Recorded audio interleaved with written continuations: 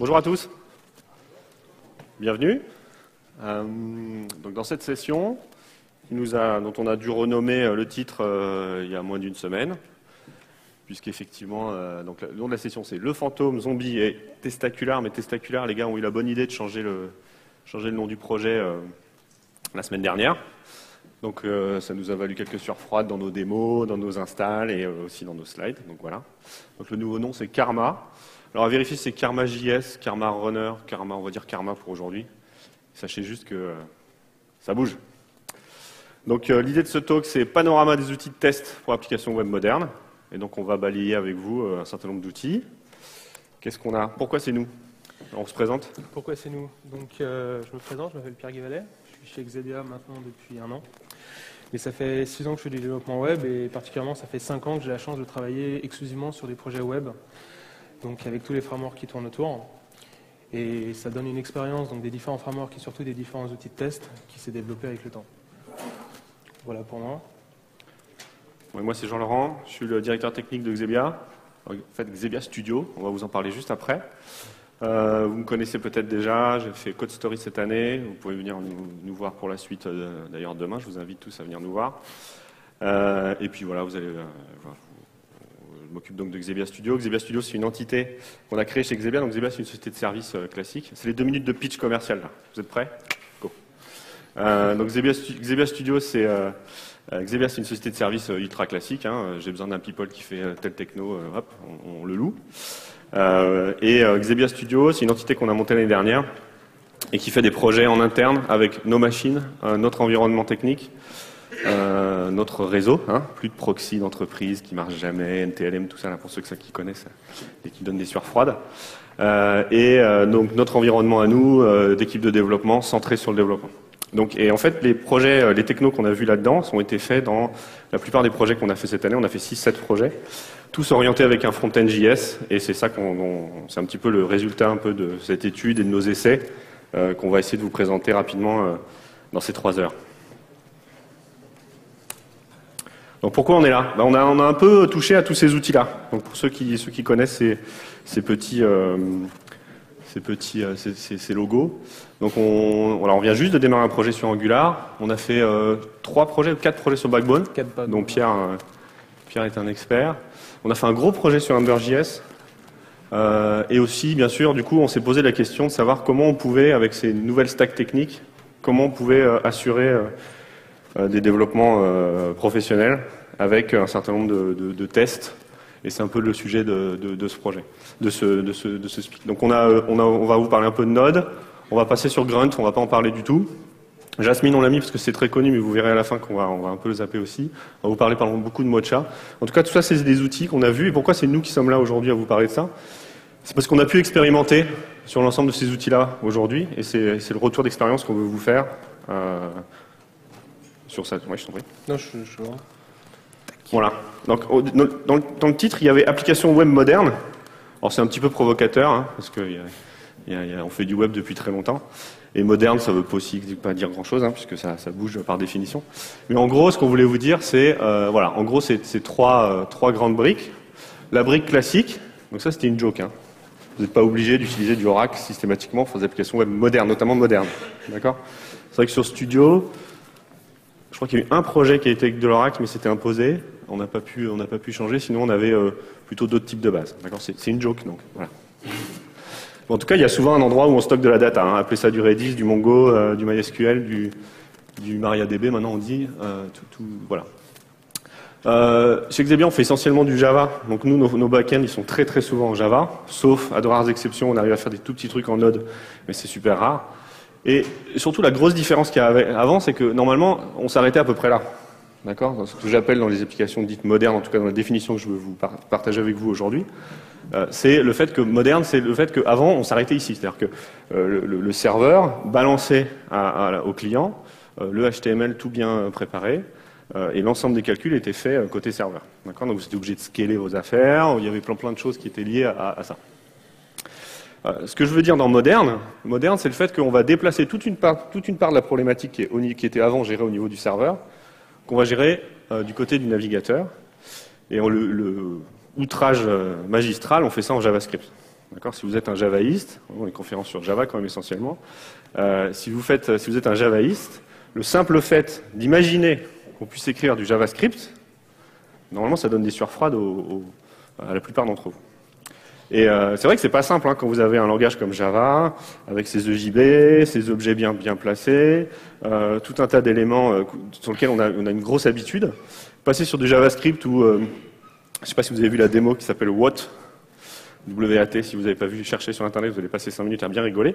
Vous allez voir que c'est un langage qui est quand même assez funky, quoi. D'accord ? Quand vous venez du Java, le fait que ce soit pas typé, le fait qu'il y ait dans le langage un certain nombre de bizarreries, et puis c'est un autre monde tout simplement. D'accord ? Je ne sais pas si vous allez par exemple à une conférence sur JavaScript, vous n'allez pas rencontrer les mêmes personnes. C'est vraiment des gens qui raisonnent autrement, différemment. Ici on est vraiment avec Java dans le monde de l'entreprise, avec un grand E, hein.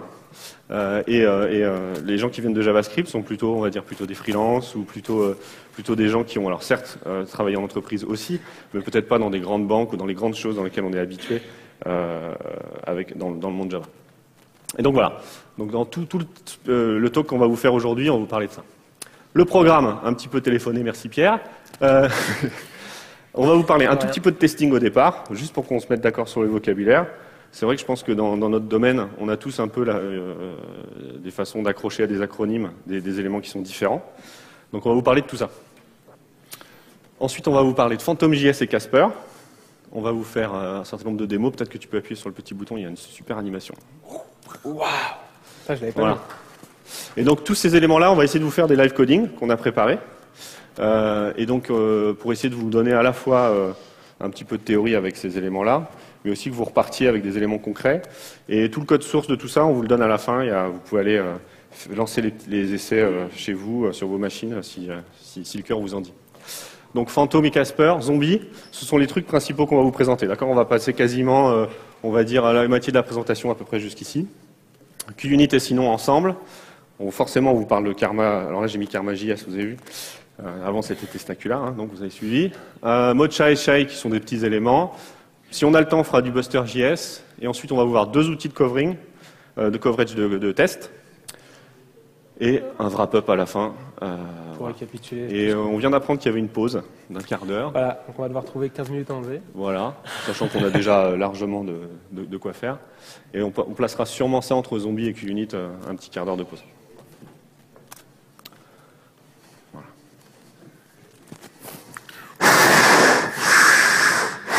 Merci Pierre. Moi j'aime bien présenter ce slide-là parce qu'en général quand on parle de test en Java, les gens ils font oui j'en fais tranquillement. Alors quand on parle de test JavaScript, c'est carrément le vide intersidéral. Donc voilà, je voulais. Allez, moi quand je suis sur les projets, c'est moi Dark Vador. T'as pas fait tes tests? Ils sont où? Donc rapidement, c'est la partie un peu saoulante, hein, donc mais il faut quand même se mettre d'accord sur le vocabulaire. Donc on va parler de taxonomie des tests. Taxonomie, c'est un mot savant pour dire juste on va les catégoriser. Méthodologie de testing, puis un peu de vocabulaire. Moi, j'ai 3 mots pour décrire les tests. Je parle de tests unitaires, de tests dits d'intégration, et éventuellement, quand les équipes sont bien faites et que ça marche bien avec la partie cliente, des tests d'acceptance. Donc, qu'est-ce que c'est qu'un test unitaire ? Rapidement, je pense que normalement tout le monde sait, mais enfin au moins on est tous d'accord sur le sujet. Moi, je vous ai symbolisé ça rapidement, hein, d'accord ? Et je pense que s'il y a des agilistes pur jus ou des extrêmes programmeurs, ils vont m'envoyer des couteaux, mais voilà. En gros, ce que j'ai mis par rapport à notre stack web moderne, j'ai montré l'endroit où on faisait les tests. Donc sur la stack des tests unitaires, on va essentiellement les faire sur la partie Java. On peut aussi les faire sur la partie JS, mais en tout cas, je ne voulais pas introduire le fait qu'on puisse les faire sur les deux simultanément. D'accord ? Un test unitaire, c'est quelque chose qui se fait en isolation. Que le code qu'on est en train de tester se fait en isolation du reste. Donc je vais isoler une toute petite partie et je vais le tester très très fortement. Ce qui est super intéressant, c'est que c'est ultra rapide. D'accord ? Donc je peux les lancer tout le temps. Et on va voir que quand on fait une application web moderne, c'est intéressant d'avoir un feedback régulier.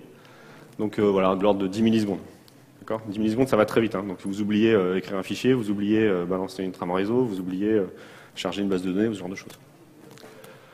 Le code testé donc, est isolé du reste de l'application. Et donc, ce que je dis, c'est que là, je l'ai mis sur la stack Java, mais on peut aussi le faire sur la stack JavaScript. On peut tester unitairement des morceaux de JavaScript lorsque le framework nous le permet. Je voulais juste pas...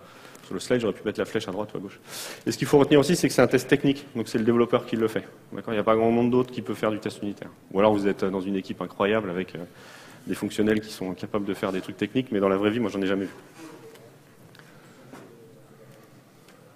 Un exemple de test unitaire. Donc là, je teste un bid. Donc un bid, c'est tiré d'un vrai projet, ça. C'est une enchère. Donc voilà, je crée un bid, je mets son statut à option, je crée un truc qui s'appelle expired bids, les bids qui ont expiré, je les mets dedans et je vérifie que voilà, y a un bid qui est gagnant. Voilà, tout simplement. Donc c'est 3 lignes de Java, allez, 6. Et ça s'exécute ultra rapidement. Ça doit être moins quelques millisecondes, voilà, 2-3 millisecondes. Les tests d'intégration. Les tests d'intégration, c'est en général ce que tout le monde fait. D'accord ? Test d'intégration, c'est je vais charger une grosse partie de mon application, je vais faire un test quasiment bout en bout. Donc typiquement, là j'ai pris l'exemple de je vais attaquer par exemple un contrôleur ou une ressource côté Java, et je vais faire un round trip complet de la base de données jusqu'à revenir à mon contrôleur, par exemple. Donc ça c'est super. En général, on est confiant parce qu'on teste ce truc-là, on est super content parce que ça teste plein de trucs. D'accord. Le problème c'est que c'est un peu plus lent que l'autre. D'accord. On peut se retrouver. Alors là j'ai été gentil, hein, j'ai mis 1 seconde. Enfin, j'ai vu des tests d'intégration de 30 secondes ou des trucs comme ça. La stack utilisée, là, souvent, c'est du Java dans cette partie-là. Et donc là, ce qu'il faut retenir dans le test d'intégration dans mon vocabulaire, c'est que je vais tester pas juste une toute petite partie, mais je vais tester un sous-ensemble de l'application. Attends, tu peux revenir juste ? Ouais, et donc ce qui est difficile avec ce test-là, c'est qu'il est un petit peu fragile. C'est-à-dire qu'il risque de péter à plein de moments. C'est-à-dire si je change un petit peu de la base ou un petit peu du code de mon serveur d'applicatif, potentiellement ça peut exploser. Et du coup, il faut que j'aille regarder où est-ce que c'est. D'accord ? Donc c'est un peu plus compliqué à maintenir. Donc en général, on dit, en tout cas, nous ce qu'on préconise en général, c'est de dire on va faire plein de tests unitaires, parce que ça s'exécute vite, et puis quand ça pète, je sais exactement ce qui pète. Quelques tests d'intégration, parce que c'est quand même intéressant, le test unitaire il suffit pas lui-même. Donc à un moment donné, je veux savoir si tout ça, ça fonctionne. Okay ? Si l'ensemble de mes éléments fonctionnent. Mais j'ai un peu de flou là-dedans. Okay ? Puis en plus, c'est un peu embêtant parce que ça prend du temps à s'exécuter. Du coup, j'ai pas le même feedback. Si je veux lancer tous mes tests, il y a des gens qui me racontent sur leur projet, ils ont les tests d'intégration, ils les lancent la nuit, et ça prend genre 3 ou 4 heures. Ouais, c'est bien, c'est super, ils ont plein de tests. Il y a peut-être un petit travail à faire déjà pour les rendre un peu plus rapides. Et d'autre part, voilà, on n'a pas le feedback qu'on veut. Si je suis obligé d'attendre 24 heures pour savoir si j'ai cassé mon application, moi j'ai des enfants, une femme, donc quand je rentre le soir, j'oublie un peu le boulot, le lendemain je reviens, si tout est pété, il faut que je me remette dans le contexte du truc, enfin c'est compliqué quoi. Plus que de savoir immédiatement au moment où j'ai cassé quelque chose si j'ai le résultat. Donc un test d'intégration, qu'est-ce que je vous ai mis là ? Voilà, ostensiblement là, je vais construire un investisseur, construire une auction, et je vais rajouter tous ces éléments à une auction, et je vais auction from investor, c'est ce qu'on appelle un repository, donc ça fait appel à la base de données. Et je vais vérifier que le résultat n'est pas vide. Typiquement. Je ne sais pas si le test il est magique, mais en tout cas, voilà. Ça teste à la fois la partie data, mais aussi un petit peu du contrôleur. Bon, et puis le test d'acceptance, mais qu'est-ce que c'est, ma bonne dame ? Eh ben voilà, le test d'acceptance, c'est tout. D'accord ? Et tout, y compris la couche JS. Vous allez me dire, oui, mais tu m'as dit il y a 2 minutes que le test d'intégration, c'était plusieurs parties, ça aurait pu aussi inclure celle-là. Oui, certes. Mais souvent, sur ce type de scénario, les tests d'acceptance, que moi j'appelle les tests d'acceptance, c'est les scénarios qui vont être très fonctionnels. D'accord ? Je vais avoir une tâche à rendre pour faire le travail sur lequel je suis. On va me donner précisément, fonctionnellement, ce que je dois faire. Et je vais essayer de l'exprimer dans un test. Je vais vous montrer quelques exemples après. C'est super lent. Déjà, typiquement là, sur un test d'acceptance, je vais avoir le navigateur peut-être à gérer. D'accord ?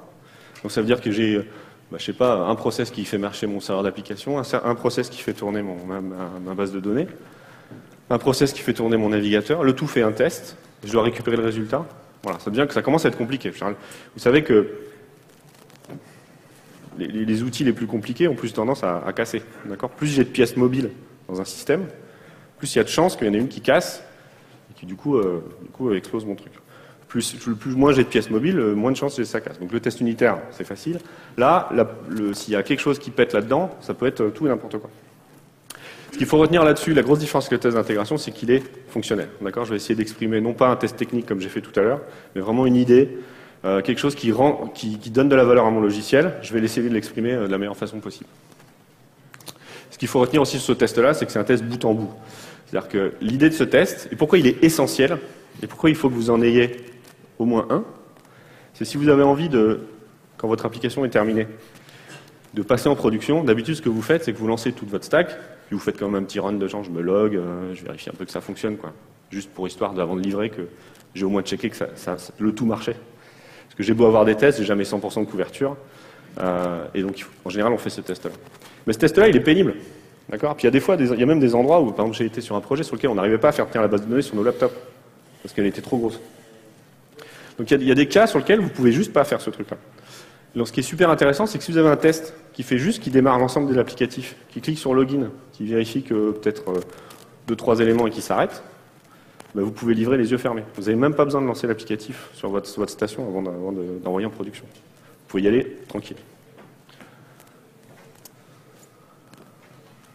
Donc on va pas en parler là parce que je pense que c'est un peu trop compliqué et en plus, honnêtement, j'ai pas un retour d'expérience gigantesque sur le sujet.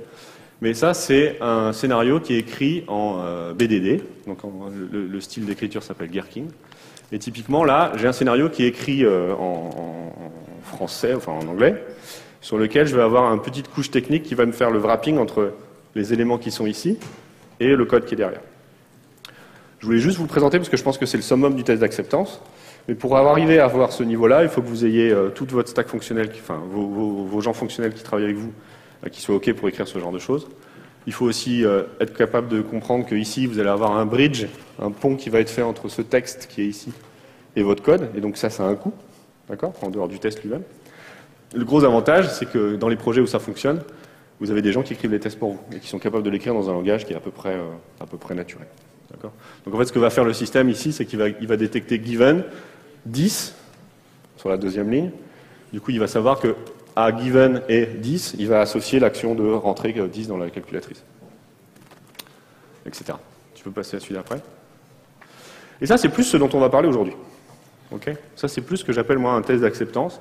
Alors ça, c'est écrit en Coffee, et vous allez voir que je vais vous montrer. On fera des démos à la fois en JavaScript et un peu en CoffeeScript. C'est toujours du projet que je vous ai montré tout à l'heure. Je dois pouvoir trouver une compagnie à partir de son sirène. Et donc j'ouvre un browser, je visite la home page, je clique sur le lien « Inscrivez-vous ». Je choisis donc dans une boîte d'options une entreprise, j'appuie sur le bouton « Envoyer », je remplis le code sirène machin, je fais rechercher et à la fin je dois avoir comme entreprise Parrot là-bas au bout, dans mon test. C'est ça, c'est un test d'acceptance. Si vous les écrivez pour tous les types de sirènes, vous avez perdu, d'accord, c'est mort. Si vous le faites sur tous les types possibles de recherche que vous êtes capable de faire dans le projet, c'est pareil, vous êtes mort, d'accord, parce que ce test-là, il est hyper fragile. Okay, vous voyez, il suffit que je change le titre du lien, inscrivez-vous par, j'en sais rien, cliquez ici, je dis n'importe quoi, boum, votre test il explose. Okay. Donc il ne faut absolument pas que ces tests d'acceptance ils soient exhaustifs. Vous ne pouvez pas vous permettre d'en avoir des quantités et des quantités, sinon vous allez passer votre vie à maintenir ces tests-là. Par contre, d'en avoir un là-dessus, sur un projet sur lequel vous allez avoir énormément de JavaScript, donc du code que potentiellement vous avez moins l'habitude de tester, ben vous êtes beaucoup plus en sécurité, vous savez au moins que toute votre stack elle tourne là-dessus. D'accord, là j'ai un round trip probablement à la base de données qui est fait. En fait, il y a même carrément des appels de web service qui sont faits à un système distant. Tout ça est testé dans cet élément-là. Alors là, ce truc-là, on le verra tout à l'heure. Ça prend peut-être 3 secondes à s'exécuter. Okay, donc c'est pareil, il y a aussi la problématique de feedback qu'on a sur ce type de test.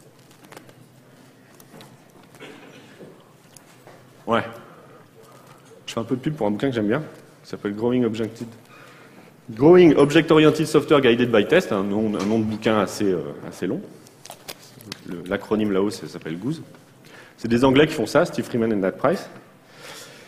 Et c'est un bouquin qui vous apprend plein de choses. À la fois comment on fait des tests, comment on fait du test unitaire, comment on fait ce qu'on appelle du TDD, donc développement dirigé par les tests, mais ils le font de manière absolument pas dogmatique. D'accord ? Ils vous présentent pragmatiquement. C'est des gars qui ont fait des essais sur le TDD, par exemple, pendant 10 ans. D'accord ? Donc ils ont tout essayé. Ils se sont pris tous les murs possibles, ils se sont pris toutes les engueulades possibles, ils se sont fait traiter de tous les noms, parce que si vous faites du TDD, normalement, vous êtes pris pour quand même quelqu'un qui est un peu anarchiste. Donc je vous conseille vivement ce bouquin. et je vais vous présenter juste un des slides, le slide d'après va vous présenter juste un des concepts. Il parle aussi de manière assez simple et accessible de DDD, d'accord, de la programmation orientée objet. Donc c'est un bouquin qui mélange plein de choses. Je vous invite, si vous êtes intéressé par les tests, à parcourir ce bouquin. C'est hyper intéressant. Voilà. Donc il y a une technique qui est présentée dans ce bouquin, et moi c'est ce que j'utilise la plupart du temps sur les projets sur lesquels je suis, c'est la technique qu'on appelle outsiding. La technique outsiding, elle commence par j'écris un test d'acceptance. Donc la première chose que je fais, je lis évidemment ce qu'on me raconte de faire. Il faut que tu sois capable de, j'en sais rien moi, rechercher une société par son sirène. Et donc la première chose que je fais, avant d'écrire une page HTML, avant d'écrire un bout de code, avant de lancer même mon IDE, c'est j'écris le test d'acceptance de la manière dont vous l'avez vu tout à l'heure, avec le browser, point machin, etc. Okay, j'imagine qu'il va y avoir un bouton inscrivez-vous, j'imagine que, etc. Chemin faisant, rien que le fait de faire ça, j'ai déjà défini une partie de mon interface. Du coup, j'ai mon modèle objet, enfin en tout cas mon modèle de données qui apparaît dans ma tête. D'accord, le fait que je disais, il faut que j'ai un sirène, ok, qu'est-ce que je vais récupérer une compagnie, une compagnie, ça se présente comment, qu'est-ce que je vais afficher, etc. J'ai tout un tas d'éléments qui se mettent dans ma tête à ce moment-là. Vous l'exécutez, mais là c'est ridicule parce qu'effectivement il n'y a rien qui est écrit, qui marche. Et donc du coup, après on rentre dans une boucle qu'on va faire un certain nombre de fois, qui est la boucle L du TDD, dans laquelle vous allez commencer à écrire un test unitaire sur une toute petite partie de votre logiciel, et puis vous allez le faire échouer, le faire passer le plus simplement, refactorer, et là vous allez faire un certain nombre de boucles pour faire avancer votre truc. D'accord, vous allez peut-être faire des tests unitaires sur la partie front, puis sur la partie back, puis enfin sur la base, et puis au final, à un moment donné, vos tests unitaires avançant, vous allez voir le test d'acceptance qui passe. Donc là c'est le moment de se dire stop, j'arrête. Ok, j'ai rempli la tâche qui m'était fixée au départ. Donc ça peut paraître un peu simple. En général, quand on vous parle de TDD, on vous parle que de cette partie-là. Et dans ce bouquin, on rentre en long, en large et en détail sur cette technique qui vous permet d'arriver pragmatiquement à faire du développement dirigé par les tests avec cette approche du test d'acceptance. Donc je vous rappelle quelques éléments. Des tests d'acceptance, c'est bien, mais n'en faites pas trop. D'accord ? Ça doit être 1 ou 2% de vos tests. Je sais pas, je dis n'importe quoi, mais c'est une toute petite partie. Ils sont essentiels parce qu'ils testent toute la stack. Et c'est d'autant plus vrai sur ces stacks qui ne sont pas forcément faciles à tester. Ok ? Je sais pas ce qu'on a après. Ouais, quelques mots de vocabulaire. On va parler pendant la présentation très souvent de browser headless. Donc headless, c'est sans tête. Sans tête, ça signifie en fait que c'est un browser qui n'a pas d'interface graphique. D'accord ? Un browser, c'est un navigateur, donc. Ce qu'on appelle un browser headless, c'est un browser qui n'a pas d'interface graphique. Vous allez me dire, super, ça sert à quoi de naviguer là-dessus ? Bon, l'idée, évidemment, c'est de faire des assertions sur les éléments qu'est capable de voir le navigateur. Et donc, on va vous présenter un certain nombre de browsers headless, et même, si vous réfléchissez 2 minutes, tout le temps que passe votre machine à faire de l'affichage, si vous ne le faites pas, vous allez gagner du temps. Et dans tout ce qu'on va essayer de vous présenter, on va essayer de vous présenter des stacks qui sont capables de réagir rapidement, de faire des tests qui sont compliqués, mais le plus rapidement possible. Et donc si vous éliminez toute cette partie interface graphique, vous êtes plus tranquille. Et aussi autre chose, c'est qu'un browser headless, ça s'installe comme un rien. Donc si vous avez envie notamment d'utiliser de l'intégration continue ou de le déployer sur plusieurs machines, vous pouvez très facilement déployer un browser headless, plus que d'installer la version 6 de Internet Explorer et de tenter que ça marche sur votre station MX. Bref.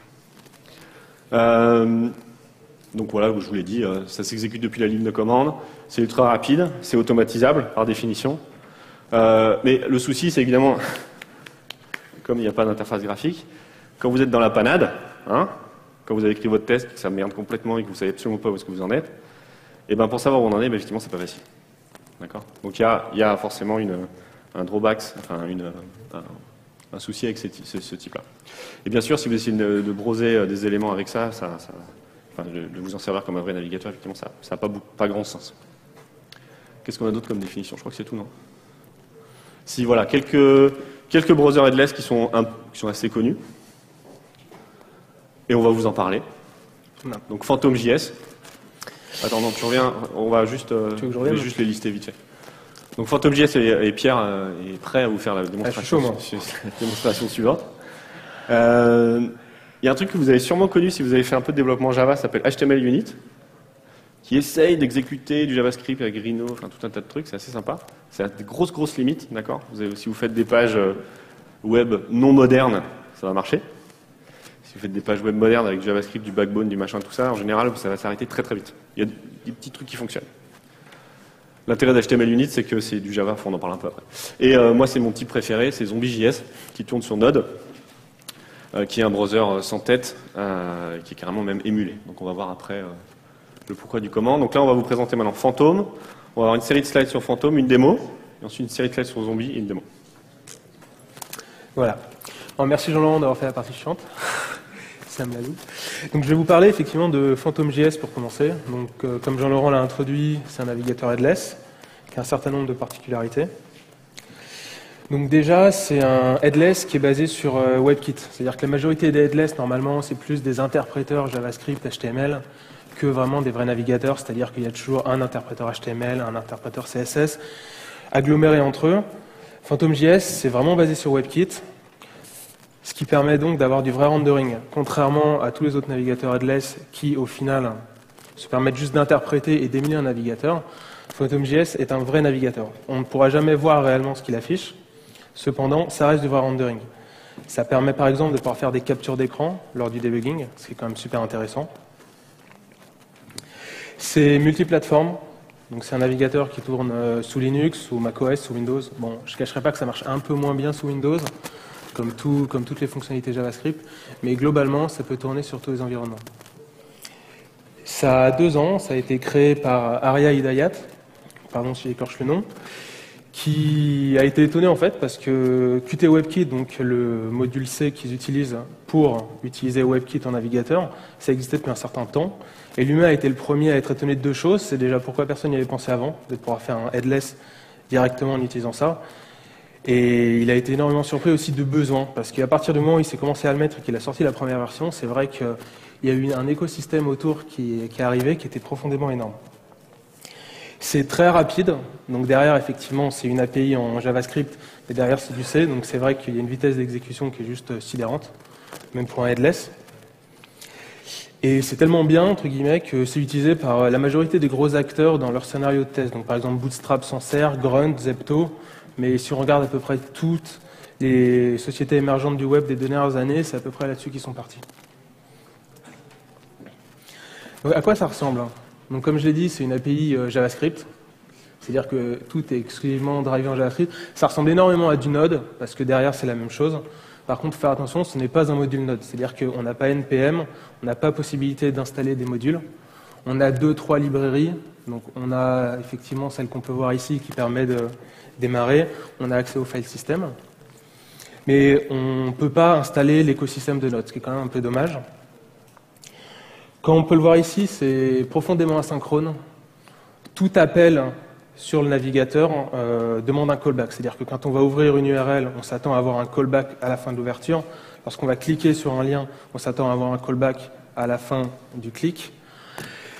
Quand on fait du JavaScript, on est souvent habitué à ça, mais c'est vrai qu'au début, c'est un peu déroutant. Et là encore, c'est très léger, mais on a souvent une pyramide d'exécution qui donne la chose pas forcément facile au premier temps.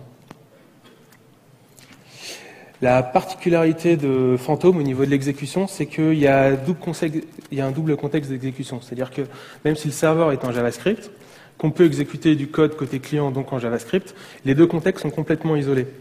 Ce qui paraît super déroutant parce que quand on écrit du code, on va donc écrire du code dans 2 contextes différents avec le même langage. Si on prend l'exemple ici, par exemple, on a un evaluate qui en fait se met dans le contexte du navigateur. Cependant, les 2 contextes ne communiquent pas. On ne peut pas déclarer une variable en dehors du contexte navigateur et la modifier directement au niveau du contexte client. Ce qui est d'ailleurs d'autant plus dérangeant parce que dans un IDE classique, à partir du moment où la variable est définie en dessus, normalement, c'est le principe de la closure, on va pouvoir y accéder dans une méthode qui est définie. Là, il faut faire très attention. Au début, c'est les erreurs que tout le monde va faire. On confond toujours les contextes et on se trompe. Donc la bonne solution, c'est toujours de communiquer directement avec l'evaluate. C'est-à-dire que l'evaluate, en fait, peut retourner une variable de retour. Par contre, c'est malheureusement que du type natif. Donc on est capable de retourner de la string, des nombres, des listes ou des objets JavaScript natifs. Mais mettons sur des applications un peu compliquées où on a des gros frameworks, on ne va jamais pouvoir, mettons, je dis au hasard, retourner un objet Backbone ou une vue Backbone ou une vue Angular pour pouvoir faire des tests côté serveur. On va toujours être obligé de serialiser et de retourner. Ça donne la communication et les tests des fois un peu pas forcément très évident. Bon, ça mis de côté, honnêtement, c'est quand même génial. Il y a plein de fonctionnalités et c'est très très riche. Alors déjà, il a embarqué l'interpréteur Coffee, c'est-à-dire qu'on peut faire du Coffee directement dans Phantom sans rien installer. Il suffit de faire une extension Coffee et ça marche tout seul. On a la gestion du viewport. Comme c'est un vrai headless avec du vrai rendering, on peut donc lui définir le viewport de render et pour ça, on peut donc faire des tests comme si on était par exemple sur tablette ou sur device mobile.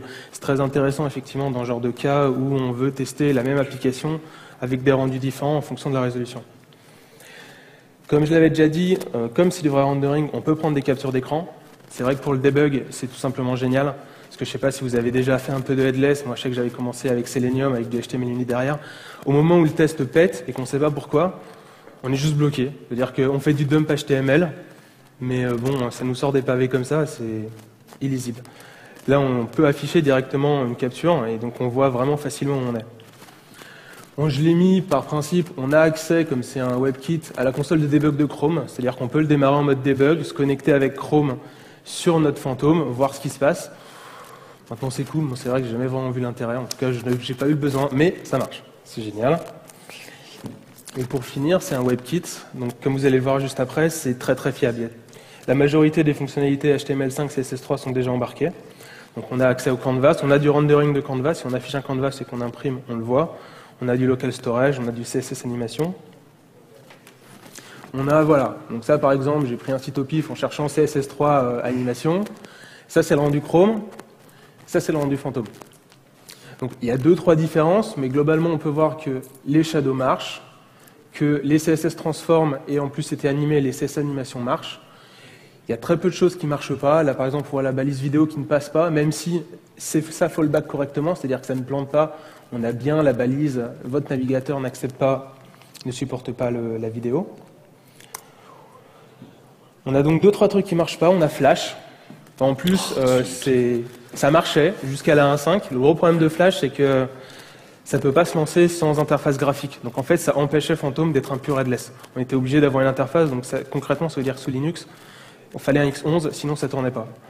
Donc dans la version 1.5, il a décidé de l'enlever, parce que déjà, en plus, Flash, bon, à tester concrètement, c'est juste impossible. La majorité des applications web ne s'en servent plus, en tout cas des web au niveau du pro. On avait dit moderne, ouais.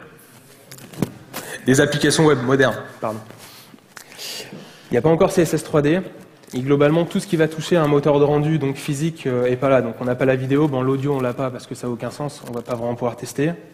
On n'a pas la géoloc, même si c'est très facile de l'émuler. Donc par défaut il ne le fait pas, mais c'est très facile d'injecter quelque chose qui émulerait la géoloc et qui dirait on est à telle position.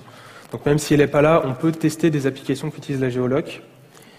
Et comme vous avez pu le voir sur la slide précédente, au niveau des fontes, et par exemple des tailles de fonte par défaut, donc quand elles ne sont pas définies, on a 2-3 variations. Là on voit que les boutons n'étaient pas exactement de la même taille.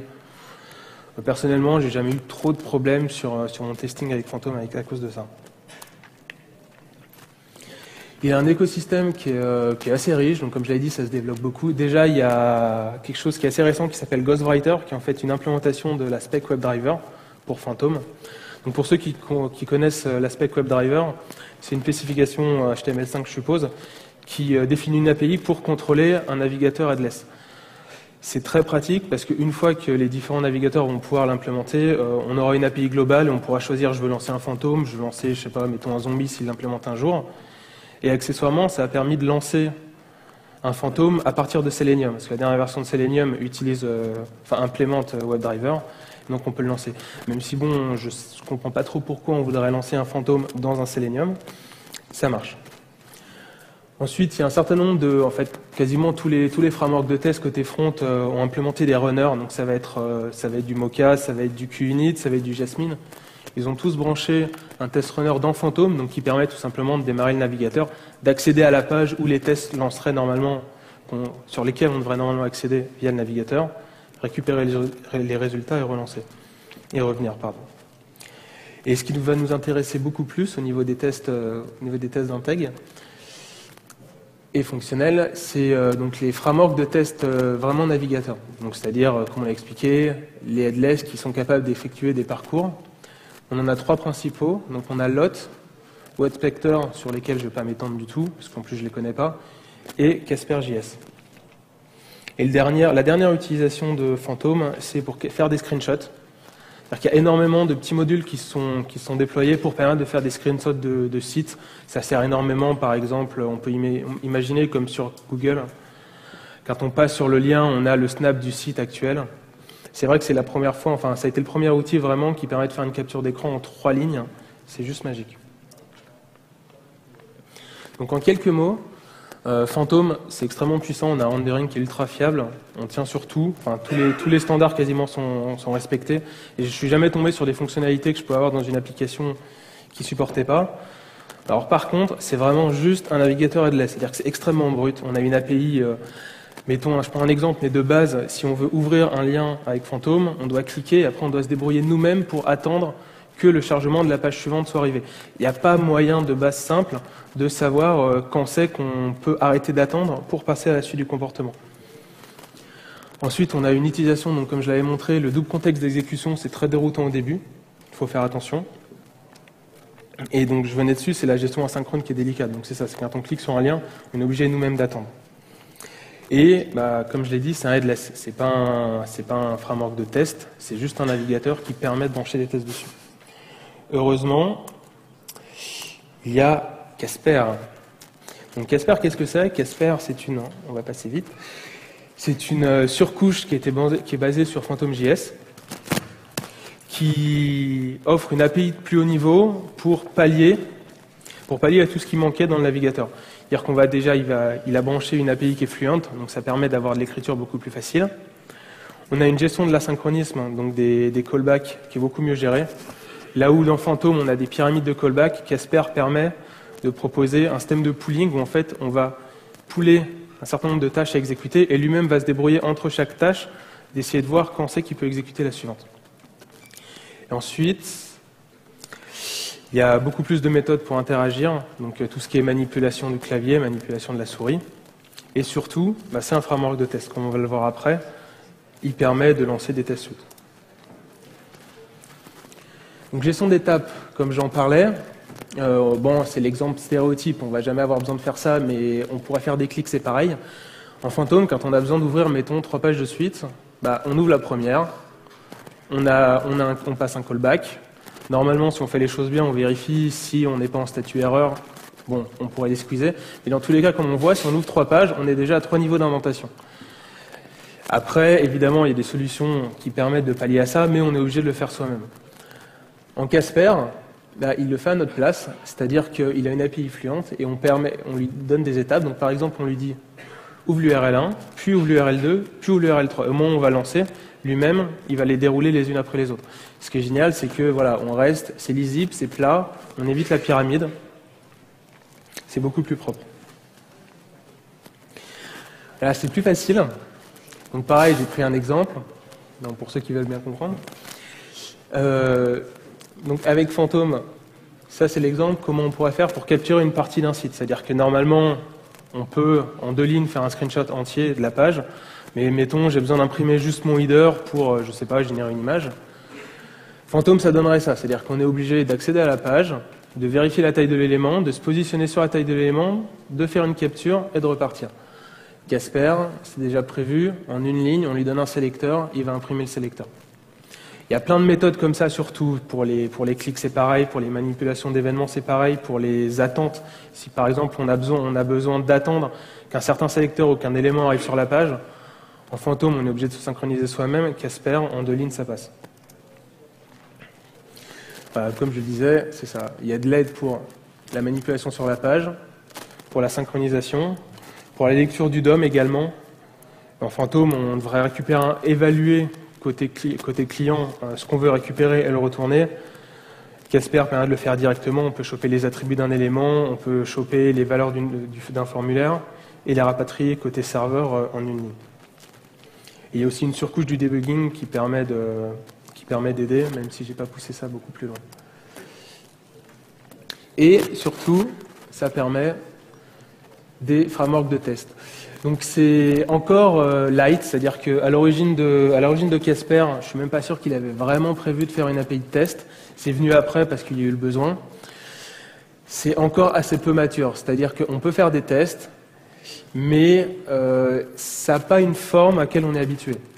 Là, typique, c'est un exemple de test standard. On n'a pas de notion de je fais une test suite avec des tests. Pour Casper, un test, c'est un fichier. Et toutes les assertions, enfin, un fichier, c'est une suite de tests, et toutes les assertions qui sont dans le fichier, ça va être un test.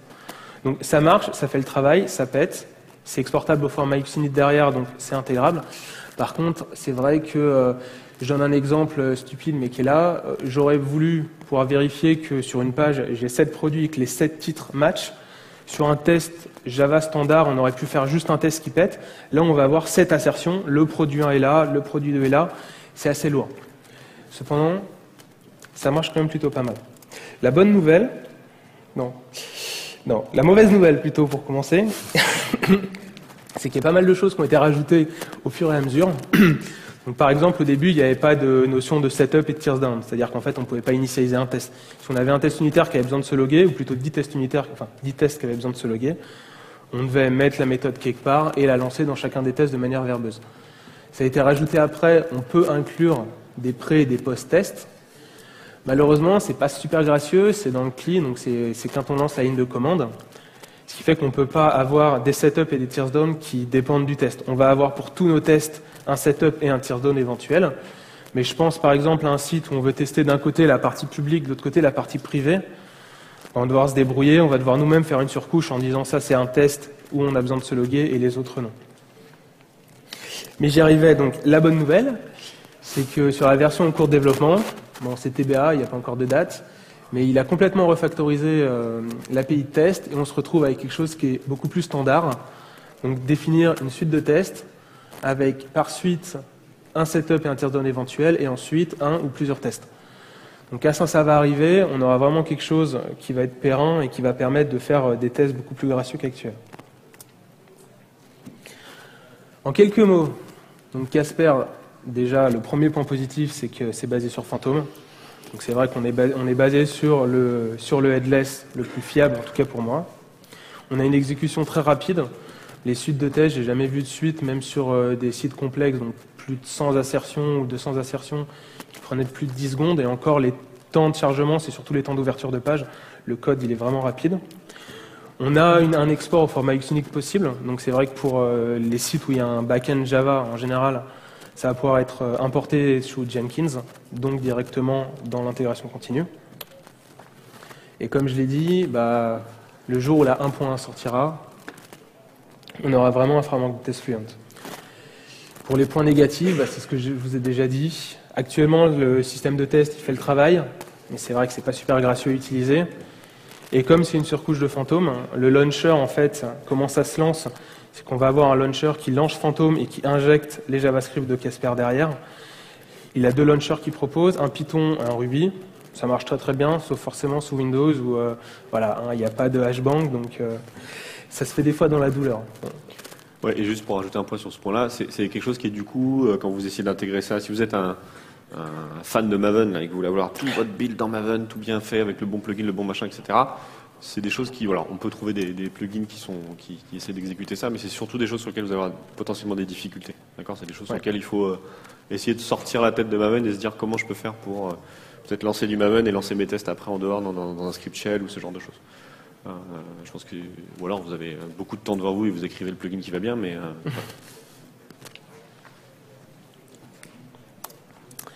et t'avais pas une démo là ? Pas de slide démo. Mon Dieu, c'est la démo. Tac. Juste switch de poste pour avoir le mien. Je vais surtout faire tomber, c'est fort gentil. T'as switché là ? Ouais, je crois. Tac, tac. Ok, alors, je vais passer donc sur la démo de Casper. Pour la démo de Casper, comme pour la démo de Zombie, on va utiliser donc ce magnifique site de test à la courtoisie de Jean-Laurent. Donc, voilà. C'est le business de ma madame qui fait qui est le site web. Donc c'est moi qui ai développé le système et donc du coup on le connaît bien et on avait surtout toute la suite de tests déjà prête. Ça vend des cahiers pour les enfants d'écriture.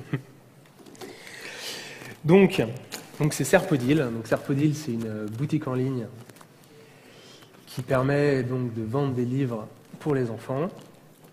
C'est fonctionnellement très simple. Donc, on a une home sur laquelle on a un certain nombre de livres. On a un panier.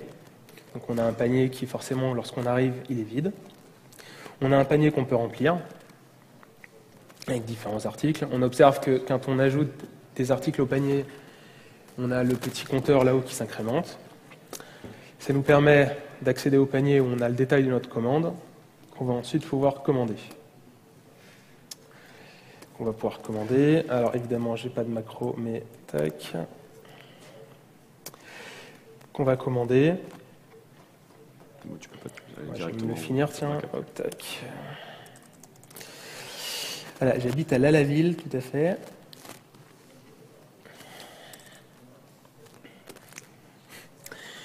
Et on arrive sur la page de confirmation de commande. C'est en gros le scénario qu'on va dérouler. C'est-à-dire qu'on arrive sur le site, on constate qu'on n'a pas d'article, on constate qu'on va bien avoir 7 livres sur la home. On va rajouter des livres dans notre panier, on va valider la commande et on va constater que tout ça marche bien. Alors comment on fera ? Ce qu'il faut juste remarquer là-dessus, pourquoi on s'en sert là, c'est que beaucoup de choses sont faites côté client. D'accord ? Par exemple, l'ajout d'éléments au panier se fait sans appel serveur. D'accord ? Tout est stocké côté client localement. Donc c'est pour ça que c'est intéressant et qu'on ne peut pas le tester côté serveur. Typiquement, je veux ajouter un élément au panier, il a bien été mis au panier et ensuite je fais ailleurs. Il y a 0 appel serveur, tout est fait client-side. Merci. Alors, donc on va commencer. Donc on va chercher à faire un premier test. On va faire un test sur la home page. On va chercher déjà à vérifier qu'on est capable d'arriver sur la home page et de vérifier que le titre est bien. Donc je crée un premier fichier de test. Je crée mon premier fichier de test. Je crée mon premier test. Donc un test Casper, ça ressemble à quoi ? Donc tous les tests commencent comme ça. Donc un commentaire éventuel qui est effectivement optionnel, mais qui permet de définir le nom du test, étant donné qu'en fait toutes les assertions du fichier vont s'exécuter. Si on n'a pas de commentaire au début, si on a plusieurs fichiers, on ne va pas forcément voir où c'est. Donc que j'appelle tout simplement home test suite. J'arrive ici. Pour faire mon premier test, je vais avoir besoin de 2 informations. Je vais avoir besoin de l'URL du site et je vais avoir besoin du titre. Bon, je les ai déjà mis là pour gagner un peu de temps. Donc on a l'URL qui est en localhost et on a notre titre. On peut directement le lancer avant même de voir un test, donc ça se lance facilement. Il suffit de faire un Casper.js test, le nom du fichier. On lance. On a le commentaire qu'on a vu. Bon, ça c'est bien déroulé, il nous indique juste qu'il n'y a pas d'assertion. On va faire notre première assertion. Les assertions de Casper sont dans un sous-module de Casper qui s'appelle test, tout simplement. Donc, le Casper est en fait le contexte de chacune de nos exécutions, donc ça s'accède dans this.test. Et là, par exemple, je vais vérifier le titre, donc je vais faire assert title de mon titre, avec le commentaire éventuel de l'assertion, par exemple. J'ai ma première assertion, on peut lancer le test. Voilà, ça s'est lancé. Ça a démarré en 1 seconde 3, bon j'ai tout qui tourne. Mais globalement, on va voir qu'une fois qu'on en rajoute, c'est toujours le même temps d'exécution, c'est assez rapide. Le deuxième test que je vais vouloir faire maintenant, c'est qu'on va vérifier qu'on a bien les 7 livres sur notre home page. Donc pour ça, on va vérifier que le sélecteur HTML des produits, on en a bien 7. Donc on voit qu'un produit, c'est une div avec une classe produit. Donc on va vérifier qu'on a bien 7 produits. Pour ça, il va falloir donc qu'on récupère du contenu côté client et qu'on le retourne du côté serveur. Donc pour ça, on pourrait faire un eval et exécuter une assertion. On a directement dans les tests un assert eval sur lequel on passe une fonction qui doit retourner true ou false. Ce qui est super intéressant, c'est que par rapport à d'autres navigateurs où l'eval, ça va simplement être du texte, là, on file directement une callback en évaluation, ce qui fait qu'on a une méthode. Et la chose à noter, c'est que, comme on est dans le contexte client, on a accès à jQuery. Donc j'aurais pu faire un document.query selector all de machin, à la place, j'ai juste à faire ça. Voilà, .produit, .lens, égale 7. Je retourne ça avec un commentaire home should display les set products. Je lance. Notre test passe. Donc voilà un peu les vérifications. On pourrait évidemment pousser plus loin, on pourrait vérifier que les titres soient les mêmes, tout ça. Là, pour le souci de la démo, on va aller directement au but. La deuxième chose que je vais chercher à faire, c'est que lorsqu'on arrive sur la home, je peux accéder à mon panier, mais mon panier est vide. Donc ça, je vais vérifier comment. À partir de la home, je vais cliquer sur lien panier au lieu directement de taper l'URL. On va vraiment simuler un parcours client. Et lorsqu'on arrive sur la page du panier, je vais vérifier, mettons que votre panier est vide s'affiche sur la page. Donc ça, comment on peut faire? On va donc simuler un clic, comme je l'avais dit. On veut simuler un clic sur le panier. On va trouver le sélecteur. Donc là, par exemple, on voit que le A, il est dans une ID panier. Donc je vais chercher à faire un clic sur l'ID panier A. Simplement comme ça. Donc, hop, on a dit panier A. Donc en faisant ça,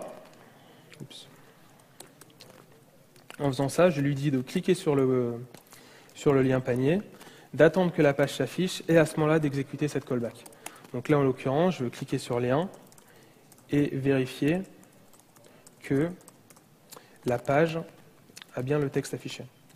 Donc il y a différents tests d'assertion pour ça, bon, avec des noms pas forcément super courts, mais là, par exemple, on a un assert selector as text, donc qui vérifie que le sélecteur donné contient le texte et non pas que c'est une égalité. Donc je vais chercher.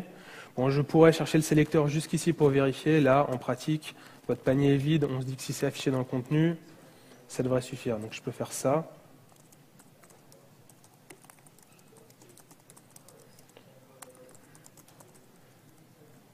Voilà. Je lance le test. Voilà. Donc, premier test de home. On va dire qu'on va s'arrêter ici pour le premier test. Maintenant, je vais chercher à faire un second test, qui va être un test sur un achat de commande. Donc, pour faire un second test, bon, je pourrais le faire dans le même fichier. Maintenant, à partir du principe qu'on fait les choses bien. Et admettons qu'on veuille créer un deuxième fichier de test. Donc, on va appeler test order, sur lequel on déroulerait notre deuxième scénario. Je vais donc créer mon deuxième fichier. Et là, il y a déjà un premier problème qui apparaît, c'est qu'on a des variables ici qu'on va avoir besoin d'utiliser sur les deux fichiers. Et il faudra éviter de les dupliquer. Donc comme je l'avais présenté, on peut... Vous voyez assez bien en fait. Tac. Donc comme je l'avais dit, on est capable de rajouter des fichiers d'inclusion qui vont pouvoir être apparus, qui vont pouvoir être importés avant l'exécution de tous les tests, que je vais chercher à mettre mes variables dedans. Donc je crée un fichier include, j'évite de drag and dropper, je déplace mes variables à l'intérieur. Donc à ce niveau-là, je viens de les déplacer, je lance le test, forcément ça casse, il me dit qu'il ne trouve pas la variable que j'utilisais. Il suffit de lui demander d'inclure le fichier avant, donc avec un include, je lance. Et là, on est revenu au comportement normal. Une fois que ça s'est fait, je peux donc commencer mon second test.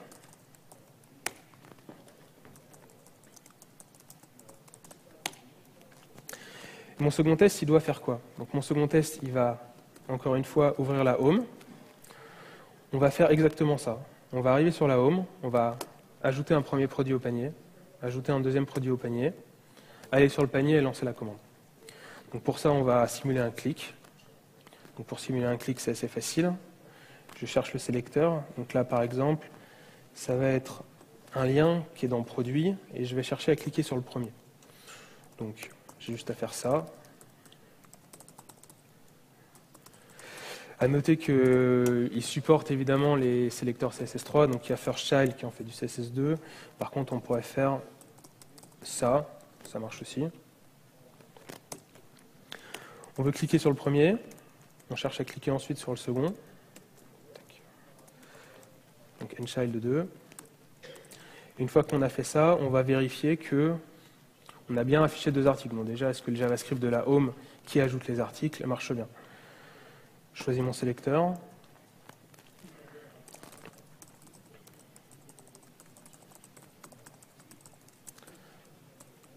tac, et on veut que ça affiche 2 articles.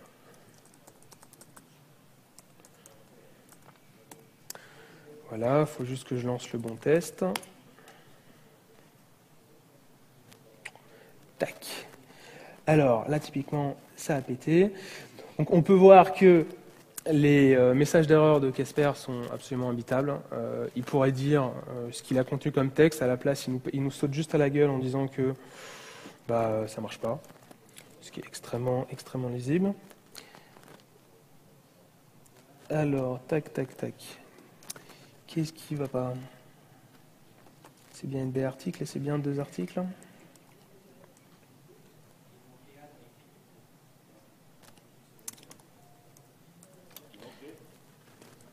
Il manque. Sinon, on peut faire quelque chose de très simple. Hein. C'est que, comme je vous l'ai dit, on peut faire des captures d'écran. Donc, il suffit de faire un capture, order.png. Je vais lancer et je vais voir si est-ce que c'est mon sélecteur qui ne marche pas ou est-ce que c'est mes clics qui ne marchent pas. Donc, ça, c'est quand même un truc qu'on peut se permettre de faire qui est assez pratique. Donc là, je lance. Donc certes, ça pète, mais imaginez un fichier, un order, et là on voit que mon panier, le sélecteur ne s'affiche pas. Donc en fait, ce n'est pas mon test qui est mauvais, c'est bien mon clic. Alors mon clic, qu'est-ce qu'il a? Oui, effectivement, mon clic, il n'a pas le A, tout simplement. Ça risque pas de marcher. Ce que te disait l'assistant. Ouais, mais c'était pour l'effet démo. Vous n'êtes pas censé comprendre, quoi. Fait semblant d'avoir un problème. Faites un effort. Et l'assistance, elle dit quoi là? Tac. Pardon? Et je crois pas, mais non, c'est juste que. Alors ça aurait pu, en pratique, quand on fait un clic sur un sélecteur, il en exécute que sur un seul. Donc en fait, pour information, si jamais il y a plusieurs A, il va cliquer uniquement sur le premier. Non, en fait, le problème, c'est que... Voilà, tout à fait, c'est qu'il a cliqué sur le premier qui n'est pas le bon. Donc, à la place de ça, on va cliquer avec la classe. Donc, on ne va pas mettre de A, on va mettre... Tac, voilà. Point bouton ajouté, point bouton ajouté. Et là, normalement, c'est vert. Oh, yes. Pas mal. Hein. Merci. Je fais combien de temps, là 122. Ok. Donc on va juste poursuivre un peu. Donc maintenant qu'on a enfin réussi à rajouter nos produits dans le panier, on va resimuler les clics pour arriver au basket. 10 minutes. 10 minutes. Okay. Donc pour ça, je l'ai déjà fait. Donc pour éviter de me gourer sur les sélecteurs, j'ai juste à faire ça. Tac, je copie.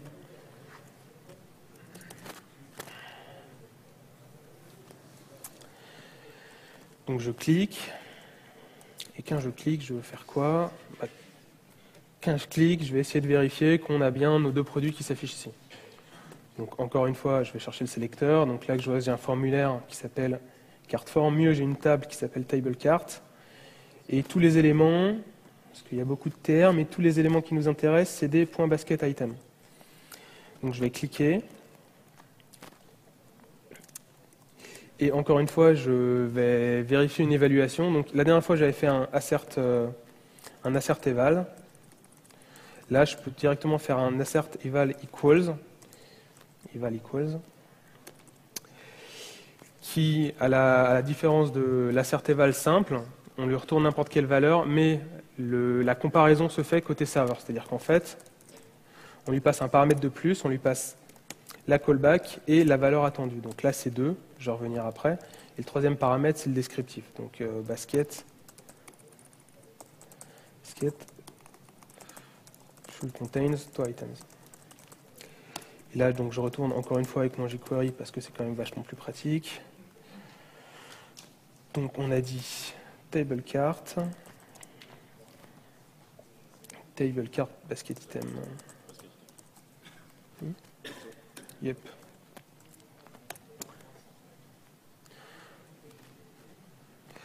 Tac, tac, tac. Requested key of a value is not an object. Oui. Voilà, donc comme je le disais, on ne peut pas retourner des objets non natifs. Donc là, j'ai essayé de renvoyer un sélecteur jQuery. Donc non seulement l'assertion ne passait pas, mais il a râlé beaucoup plus avant.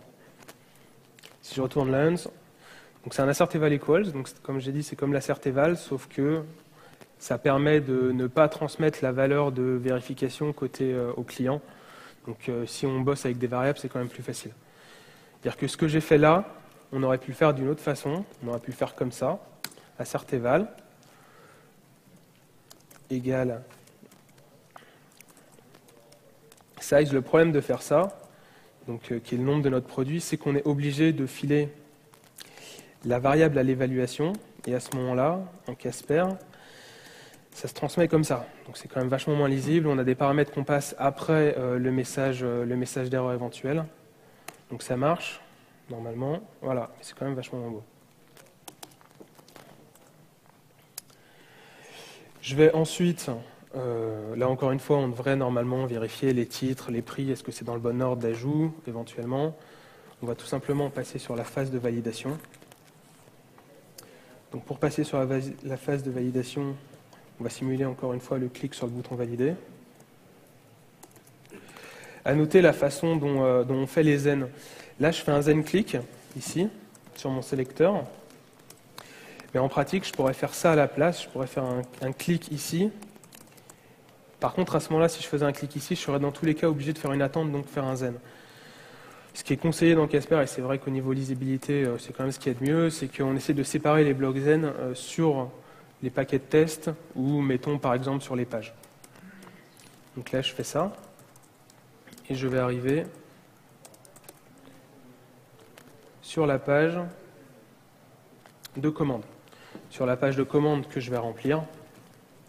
Non, avant de la remplir, on va vérifier qu'on a bien des messages d'erreur. C'est-à-dire, comme on l'a vu la dernière fois, si je cherche à commander et que mon formulaire n'est pas rempli, on a des messages contextuels d'erreur qui apparaissent. Donc je vais chercher à faire ça, c'est-à-dire que je vais essayer de committer le formulaire sans avoir rempli le formulaire, sans l'avoir rempli. Et on va essayer de voir ce qui se passe. Donc je clique tout simplement sur l'ID validate.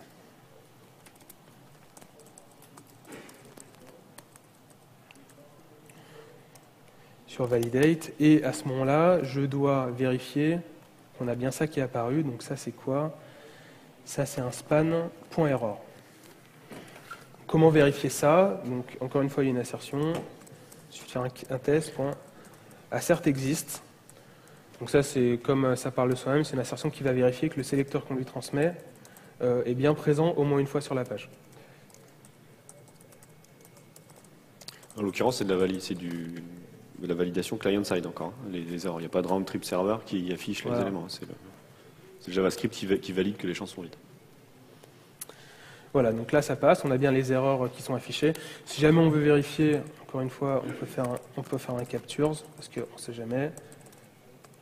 Des fois, pour peu qu'il y ait du faux positif. Si on relance comme ça, On peut peut-être zapper à la fin. On se retrouve avec notre erreur PNG où il est pas. Où les libellés ne sont pas affichés. Mais qu'est-ce donc? Pourtant, ça valide pas. Non, c'est rouge. Oui, c'est rouge, mais tu vois pas là. Ok, donc comme je l'avais dit, Casper, c'est très très fiable. Tout ce qui s'affiche dans le navigateur, ça s'affiche au Casper. Non, c'est quand même surprenant, ça, parce qu'il me semble que je l'avais fait, non? Non, pourtant c'est rouge. Bon. Bah, croyez pas tout ce que je vous dis alors. Bref, après ce petit intermède, on va quand même finir la validation du formulaire. Ouais, et puis après, peut-être faudrait qu'on... Ouais. On va juste finir la validation du formulaire. Donc pour ça, on va juste faire un fil. Donc je vais les remplir directement ici. Donc au niveau des sucs de Casper, on voit qu'on a une méthode qui permet directement de remplir un formulaire. Donc ça prend des champs texte, ça peut prendre des champs booléens comme les CGV, ou ça peut prendre des selects multiples, on peut lui passer des listes de valeurs. Et il a la possibilité de soumettre automatiquement le formulaire. Si on passe un trou ici, il soumet. Là, le CGV, c'est en l'occurrence une checkbox, donc c'est voilà, assez élégant. Le CGV, c'est la checkbox qui est ici. Donc celle-là, effectivement, c'est déjà conçu si on met true ou false, il la coche ou la décoche. Je dois remplir ça.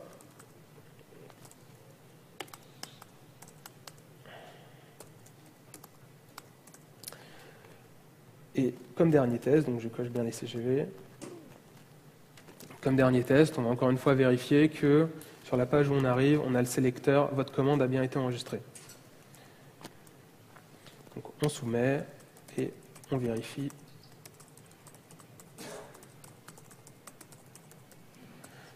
Que dans Content, on a bien ça.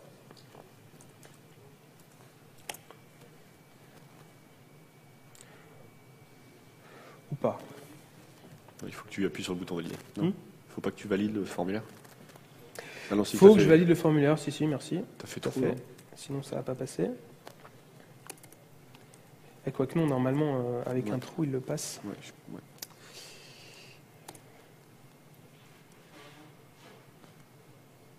Mais si votre commande est bien enregistrée, tu es quand même sur le dernier écran, je pense. Si tu fais un coup de capture, tu verras que tu es sur le dernier, c'est juste que tu n'as pas chopé le bon sélecteur content là. Ouais, Vas-y. je vais vérifier. Alors ça, normalement, on n'a pas, effectivement pas besoin, mais on va faire la capture du screen pour voir. Et puis sinon, on va s'arrêter ici parce que de toute façon, on arrive sur la fin.